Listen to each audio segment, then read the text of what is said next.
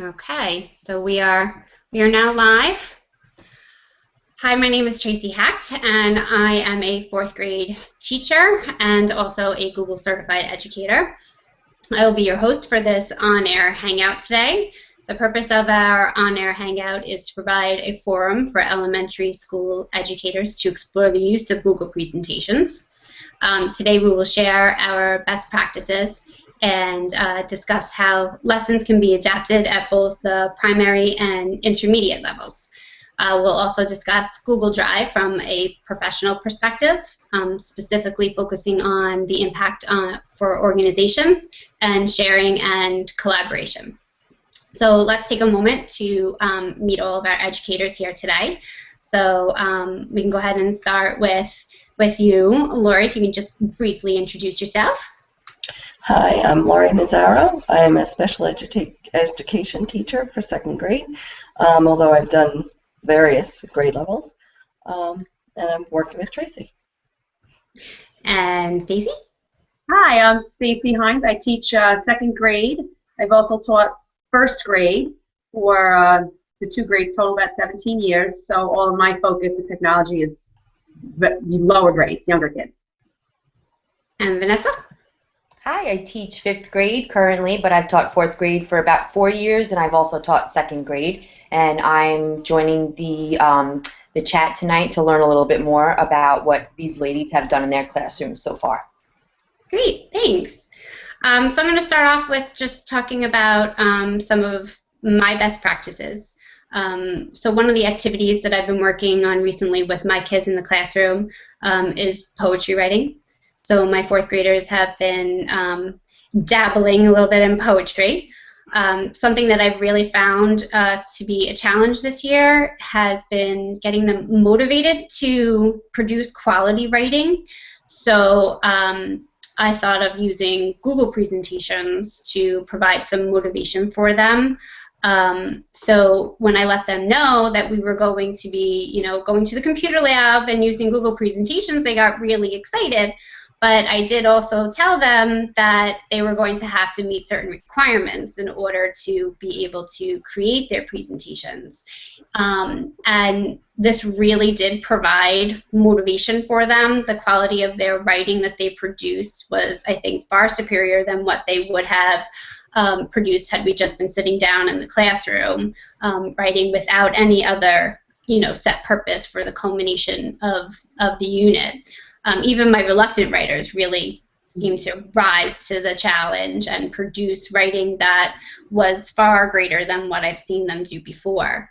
I even had children who were so excited once we did get to that stage of working on our presentations that they went home and worked from home.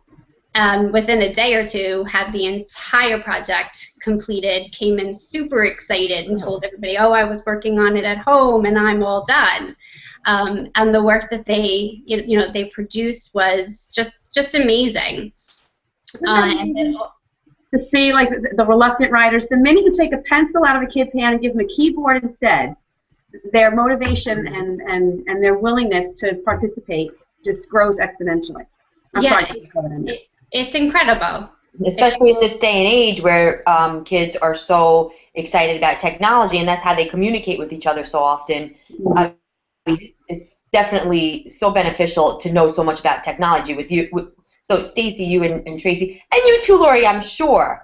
But these two are the gurus. It's like it's very exciting for them. And that's why it's really nice to hear what your input is and how. And I'm curious to hear how. Did you present it to them using the presentation first and then show them how to do it? And how long did that take for them to kind of familiarize themselves with the program that they were using? Well, since we've been doing other things with Google Drive, it was relatively easy for them to pick up. And the initial start is always, that getting started in the computer lab, does take a little bit of time. You have to set that time, but once you build that foundation and give them that knowledge, they just take it and run. So when they were working on their presentations, I really showed them just the basics of what they needed to get started. And is it like a PowerPoint then? It is very similar to a PowerPoint. So anyone who has been able to, work with PowerPoint before, the transition was seamless. I think it's easier. Google presentation, I think, is easier than PowerPoint. Okay. Yeah, but then it was really great because then as the kids were working in the computer lab, once one discovered how to do something, they were so quick to like go and show somebody else, oh, look here, this is how you do it. And when they, looking around the room at the other monitors, they'd say, oh, how'd you do that? And Right. they were helping each other, and just those teaching experience that they were getting, themselves, being able to teach somebody else how to do something, that confidence was just boosted, and the ability to share their knowledge with somebody else is just amazing. Right. Especially the kids who don't normally get the opportunity to do that in the classroom. Yes. Yeah, and that I do find that a lot of times that they tend to shine. Especially when they can discover how to do something and then they get to teach somebody else when they rarely have that opportunity in the classroom. Yeah. Yeah, and I think this is something that I'm excited about for special ed because they are so reluctant to write, or do any activities of the such, and it's just something that I think then that that would make them shine a lot more by, being able to see what the other kids are doing, like you were saying that they're looking at other screens. When they're doing writing, they're not doing that. They're just, they're writing their own little story, and that's it. So I'm excited to learn some more. Yeah, and we kind of all do have to adapt to it because it's the way of the world now. So Absolutely. if we want them to be excited about something, it's got to be something that's current for them as well. Right. True. They spend the whole outside world, on a computer. If they're writing, it's usually involving a computer. If they're communicating about it, and then they come to school and we give them a paper and pencil. Not that there isn't value in that, but it does seem a tap back into the world. It's almost going backwards. Yeah. Exactly. Lori, I like how you pointed out how most of the time in the classroom we'd be sitting down, writing, in our notebooks with paper and pencil, and they wouldn't have that opportunity to see kind of like what's going on in another classmate's head. Right. So having those computer screens there, even though when they're working either in the computer lab or in the classroom, to kind of peek over and see what someone else is doing, kind of sparks those those teachable and learning moments. Exactly.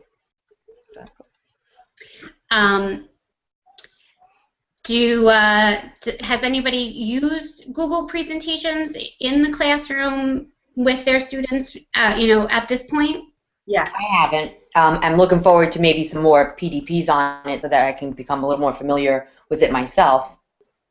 So I'm ready to hear what you ladies have to say about it. We Stacey and Tracy. in our we do a habitats unit, and before we had all the computers and everything, kids would do a research project and then write a report on the habitats.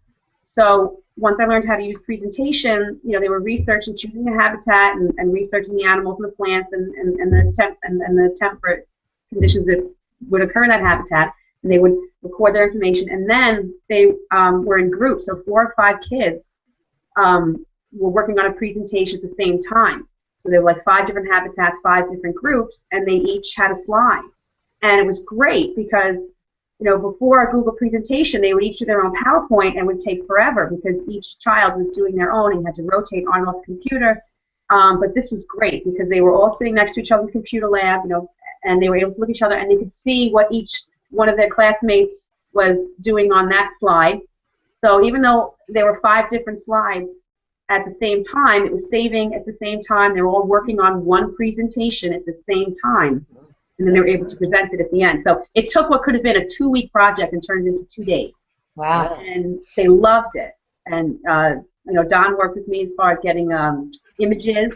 We put that on the drive as well, so they were able to access a folder that had different images from the habitat, and they put that in their presentation and type the text up and added the themes and everything. It was really great. They loved it. So when they're working on the presentation all together, like if they're sitting at 5 different computers and all working on the same presentation, does it immediately come up while they're all working together? Any new information that they put into it? Yeah. Yeah. Wow. Yeah. I'm so glad not to go on the other one's slide. Yeah, I'm so glad you talked about that collaborative feature. That's one of the greatest benefit of using Google Presentations is that ability to collaborate on a document. So they can work on that same presentation and work on either the same slide or different slides all at the same time, and you see all those changes, all taking place. Everything is immediate, and it all happens, and you see the results, which is really great. Did you use any?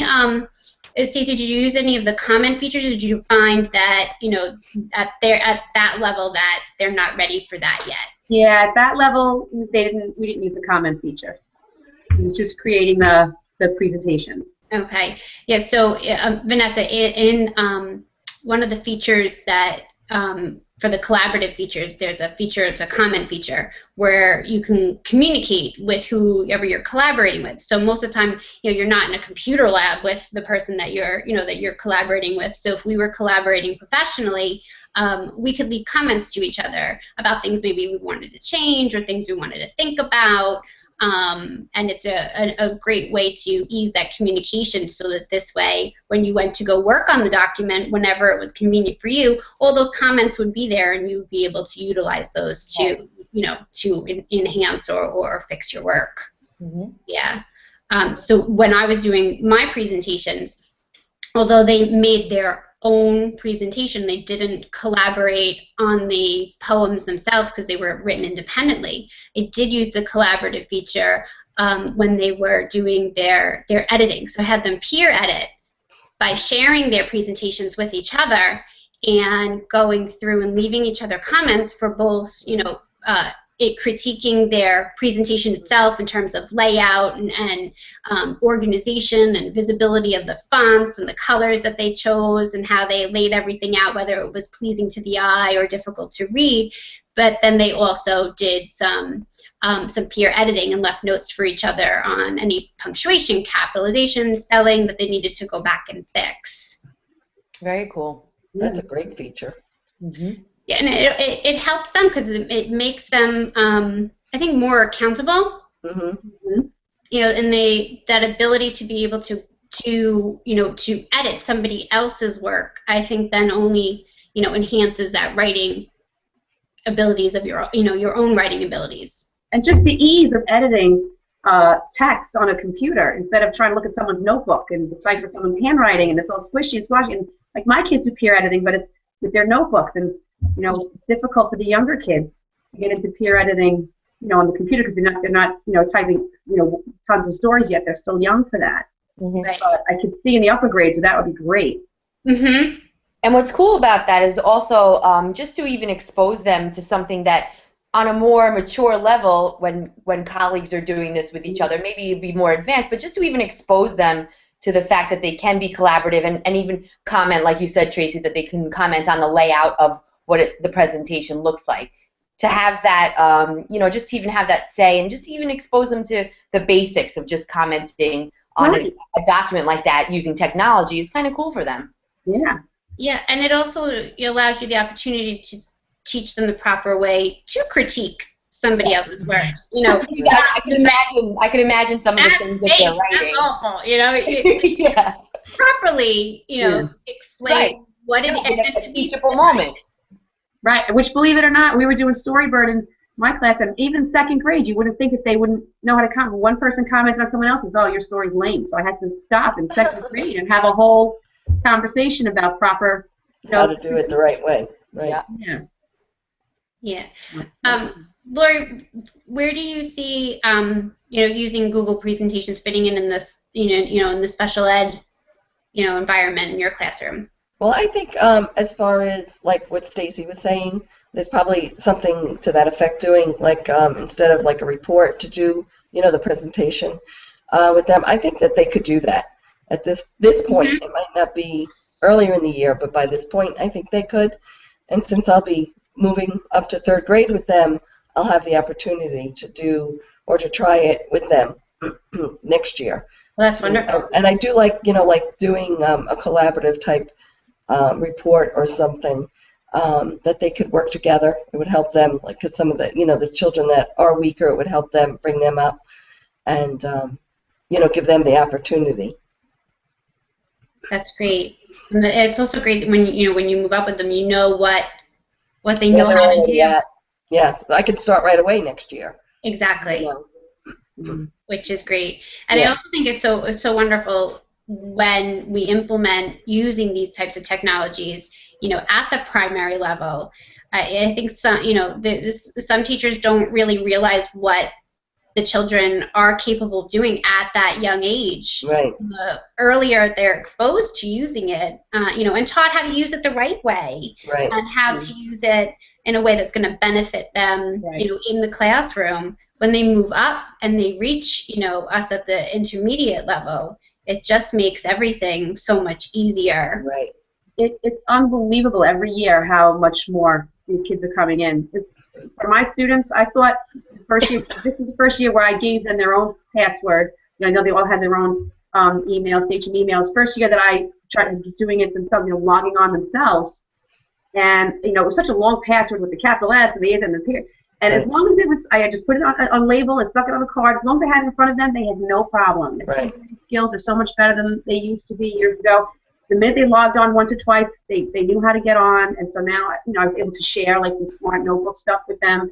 And they would click on it. They learned how to navigate it almost immediately. That's great. Well, it's also amazing when coming up to the intermediate grades, when they do have exposure to it at the younger grades, like in your class, Stacy, how comfortable they are with it when they come to us. Whereas there's certain other kids, they haven't been exposed to it, and the ones that have been exposed to it, it's like no big deal, So Right. the younger they're exposed to it, even going up to the middle school, if they're exposed to it in the intermediate grades, it just benefits them greatly. So it's nice when we're using it as often as you guys do anyway. I was also thinking having children that have fine motor difficulties. Yeah. Usually they can do so much better on the computer. Yes. And to especially when they're doing any kind of writing activity, and how much easier it is for them. And then they feel not so frustrated because they don't have the difficulty of the actual writing itself. Right. Not even the format they can do. They have all their ideas, but to actually do the writing part is so difficult for some of them. Yeah. That's a great point, Lori. Great point. Yeah. Any other ideas that you can think of for different ways that you can use Google presentations? So Stacey, you talked about, with the research that, project that you did, and then I had the poetry, compilation of poetry, writing. Any other ideas just off the top of our heads of how, we could use presentations? Well, a lot of times we'll use PowerPoint for end-of-year presentations or celebrations. So I'm looking forward to, if you're both saying that using Google presentations is easier than PowerPoint, some of the end-of-the-year presentations that we do will be a lot better to do using this. Yeah. Right. Right now we're working on a memory book. I was just going to say that, Stace. Isn't that right? We're thinking just like that. And it's, they're writing it. I'm so quick to get away from the pencil. It's really terrible. But next year, I'm thinking, how great would that be if they had, a slide for each month, and they did their memory book, but it's, it's on, and they took pictures, Right. and we were able to store them on the drive. And they were able to access them, class pictures from the Halloween parade or whatever they're doing in the classroom, and they can create, a presentation and present at the end of the year that way instead of an actual book. That's a wonderful idea. Mm-hmm. That'd be great. What can we try it? Achiever, you. Lori and I thought the same thing. It would be definitely better. They would like it a lot more than they do now. Now it's almost torture sometimes. So. Yeah. Except for the kids who love the decorating part. But even that, they could, draw something, scan it, and put it right in there. Right. Mm-hmm. One of the things I was thinking of doing was using Google presentations for writing either like book reviews or brief summaries of books. The kids have to do their nightly reading, and it was just a way that I thought of to hold them accountable for that that reading, to make a slide for each of the books that they read. So that this way they can add to it throughout the year, and then we could also then use that as a resource for for kids to select books. Right. That's a great idea. That is a great idea. All right, so it sounds like we have a lot of great ideas that we could pick from, and for some future use of Google presentations. The last thing I wanted to talk about was just any ways that you think of, for using Google Drive, from a professional standpoint, maybe in terms of helping with organization or sharing and collaborating with our colleagues. Class lists. Say it again, Stacey. Making up the class lists. Oh, okay, yeah. Oh, that's a good idea. Excel sheet, and I thought, as soon as we get this tweaked out and ready to go, it should really be on the drive, so that there isn't just, you're emailing copies. Who has the most recent copy? If it's on the drive, you can all access it. Mac can access it, and it's much easier for that particular grade level to change. If kids are moving from a different class to class, to keep it updated. Yeah, I really found that it helps with just sharing things that we create, just day-to-day use of lessons or worksheets, and even just uploading smartboard lessons and having those all there just makes everything easier. Right. Yeah. Yeah, Stacey, get on that. Just take everything we instruct, share, and throw it on Google Drive. Yeah. Well, I thank you so much, ladies, for joining us tonight, and I hope that we walk away from here with something that we can try new in our classrooms, and that to hope to see how using Google presentations next year pans out for us. Totally. Yes. All right, Thank you, ladies. It was very informative, and I'm going to get right on it. We're starting right now, Vanessa. That's right. I'm not going to bed for another 6 hours. I'm Google presentations all the way. Thanks.